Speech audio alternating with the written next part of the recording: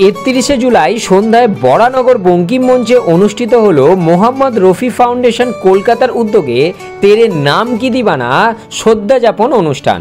প্রয়াত সঙ্গীতশিল্পী মোহাম্মদ রফির প্রয়াণ দিবসে তার প্রতি শ্রদ্ধাঞ্জলি জানান মোহাম্মদ রফি ফাউন্ডেশন কলকাতার তরফ থেকে।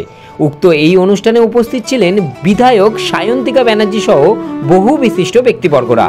31 জুলাই সন্ধ্যায় মোহাম্মদ রফির মৃত্যু দিবসে শ্রদ্ধা যাপন অনুষ্ঠানে মোহাম্মদ রফির ছবিতে মাল্যদান, অতিথিবরণ এবং তার সঙ্গে সঙ্গে মোহাম্মদ রফির গাওয়া বিভিন্ন গান পরিবেশন করা হয়। এই দিন ছোট ছোট বাচ্চাদের হাতে উপহারও তুলে দেওয়া হয় মোহাম্মদ রফি ফাউন্ডেশন কলকাতার তরফ থেকে।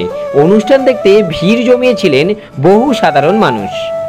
খুব খুশি একজন শিল্পী হিসেবে, একজন শিল্পীকে তার কাজ সেলিব্রেট করছেন এনারা যারা রয়েছেন এদের ফাউন্ডেশন থেকে। আমি অত্যন্ত খুশি এবং আমরা তো সারা জীবন থাকবো না, কেউই থাকবে না সারা জীবন, কিন্তু আমাদের কাজ, আমাদের সৃষ্টি সারা জীবন রয়ে যাবে। যেমন আমি যখন থাকবো না তখন আমার পর্দায় সিনেমাগুলো কিন্তু রয়ে যাবে, সারা মানে আগামী প্রজন্মও দেখতে পারবে। সেরকম মোহাম্মদ রফি সাহেবের যে ক্রিয়েশন, তার যে গলা, তার যে গান, সেটা আমাদের মধ্যে আমরা শুনে বড় হয়েছি, আমাদের পরের প্রজন্ম শুনে বড় হয়েছে এবং তাকে যে আমরা সেলিব্রেট করছি, আমি অত্যন্ত খুশি একজন শিল্পী হিসেবে। ভালো লাগলো যে এরকম অনুষ্ঠান আমি আমার ওয়ার্ডে গান বাজনা সব রকম সামাজিক মূলক সব রকম মানে প্রোগ্রাম নিয়ে সবসময় আমরা থাকি। আমরা খুবই আনন্দিত হলাম যে এমন সুন্দর একটা প্রোগ্রাম আমাদেরকে উপহার দেওয়ার জন্য।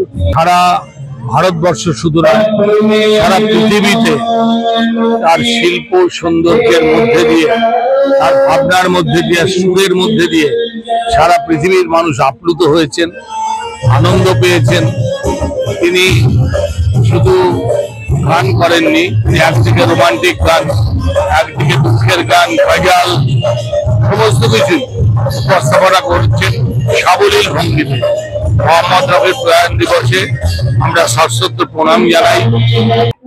মোহাম্মদ রফি সাহেবকে সত্যি কথা আমিও চিনতাম না। আমি যখন ছোট ছিলাম তখন আমরা ন্যাচারালি কিশোর কুমার, মান্না দে, হেমন্ত মুখোপাধ্যায় এনাদেরই ভক্ত ছিলাম, এনাদের গানই গাইতাম গুনগুন করে।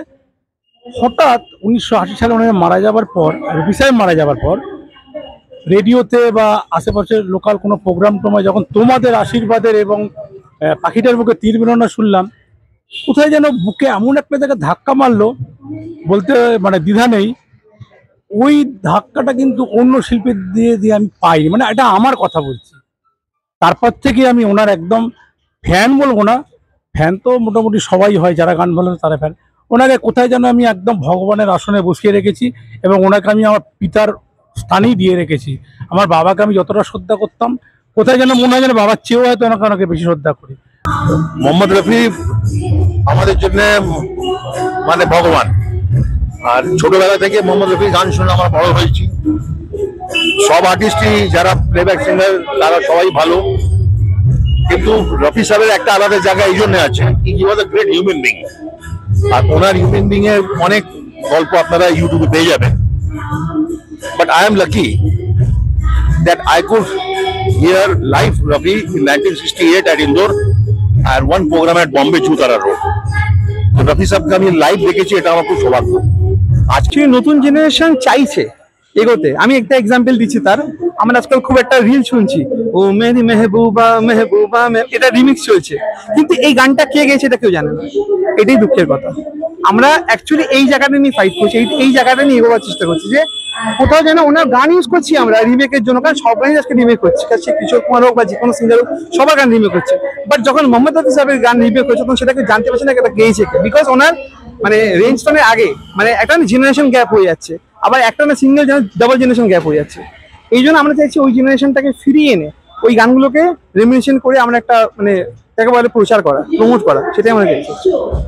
এই বৃষ্টির মধ্যে যে উৎসাহ সবার মধ্যে দেখছি, আমার মনে হয় এর চেয়ে ভালো উৎসাহ আর কারোর মধ্যে কোনো মানে ভালো দর্শকে পাওয়া যাবে না। কারণ বৃষ্টির মধ্যে সবাই চায় ঘরে বসে একটু ইলিশ মাছ ভাজা আর খিচুড়ি খেতে, কিন্তু এই সময় সবাই মোহাম্মদ রফি সাহেবের এই মৃত্যু দিবসে এসে সবাই করছে। তো আমার মনে এটা একটা আমাদের বড় অ্যাচিভমেন্ট হতে পারে। হয়তো পুরোটা সাকসেস হলো না বিকজ বৃষ্টির জন্য। আগামী দিনে আমরা সে প্রয়াণ দিবস হোক বা জন্ম দিবস হোক, আমরা এটা ভালো করে সেলিব্রেট করবো।